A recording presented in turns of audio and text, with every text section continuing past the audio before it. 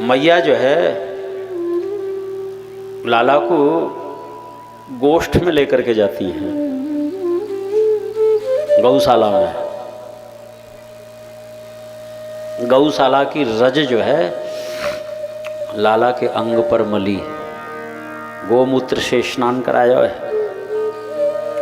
गोमूत्रेण स्नापयित्वा, गौ माता की पूंछ जो है लाला के एक एक अंग से स्पर्श करा रही है मैया। इसको बाल रक्षा स्तोत्र कहते हैं। इंद्रियाण ऋषिकेश प्राणान नारायणोवतु श्वेतद्वीप पतिश्चित्तम मनोयोगेश्वरोवतु। हे ऋषिकेश, हे नारायण, हे श्वेतद्वीप के अधिपति, हे योगेश्वर, मेरे लाला की इंद्रियों की, मेरे लाला के मन की, मेरे लाला के प्राणों की रक्षा करना। सर्वे नश्यंत तो विष्णोः नामग्रहण भीरवः। किसी भी बालक के प्रति यदि इस बाल रक्षा स्तोत्र का पाठ कर दिया जाए तो जो भी ये अलाय वलाय होती है ना, सब दूर हो जाती है। सच में बड़ी भारी महिमा है। और फिर गोष्ठ का स्थान, गौशाला का स्थान जो है बहुत ही पवित्र होता है। मंदिर का जो भीतर का गर्भगृह होता है वही पवित्रता गौशाला की होती है। सच में गौ की तो बड़ी भारी महिमा है। कोई भी मांगलिक पवित्र अनुष्ठान करना हो तो हमारी प्राचीन ऐसी प्रथा थी, गोबर से लीपा जाता उस भूमि को। भूमि में भी जो अपवित्रता के दोष होते हैं वो मिट जाते हैं सजनों। हाँ, वो पवित्र भूमि होती है। पंचामृत बनाया जाता है जिसमें दूध, दही, घी गाय के ही होने चाहिए। पंचगव्य में गौ की ही 5 चीज होती हैं: दूध, दही, घी, गोबर और मूत्र। 5 को मिलाकर के पंचगव्य बनता है। उसको पी कर के ही अनुष्ठान में बैठना चाहिए। हाँ, उसी से चित्त शुद्ध हो जाता है।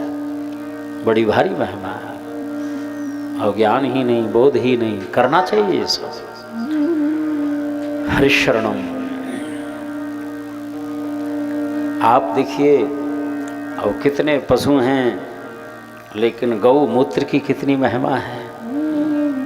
गौमूत्र जो है दिव्य अमृत है सच में। भैंस का मूत्र पी के देखना, बीमार पड़ जाओगे। हाँ, लेकिन गौ का जाने अनजाने जितने भी रोग हैं सबका शमन होता है उससे। गौमूत्र, गौ दुग्ध, गोमय, इनका सेवन करने से बुद्धि जो है विकसित होती है, अंतःकरण की शुद्धि होती है। आप गोबर से स्नान करके देखिए। ये इत्र, फुलेल, साबुन आदि लगाना भूल जाओगे। इतना सुंदर उसका शरीर के लिए भी तन मन सब कुछ पवित्र हो जाता है। भारी महिमा है। गऊ का दूध, उस दूध की मलाई आदि शक्तिवर्धक, वीर्यवर्धक, बड़ी भारी महिमा है। गौ माता जो है इसके दर्शन से भी मंगल होता है। सच में दर्शन से आप गौ माता के सामने बैठ जाइए, नज़र से नज़र मिलाते हुए 5 मिनट के बाद ऐसी प्रेम की आंसुओं की धारा बंधेगी।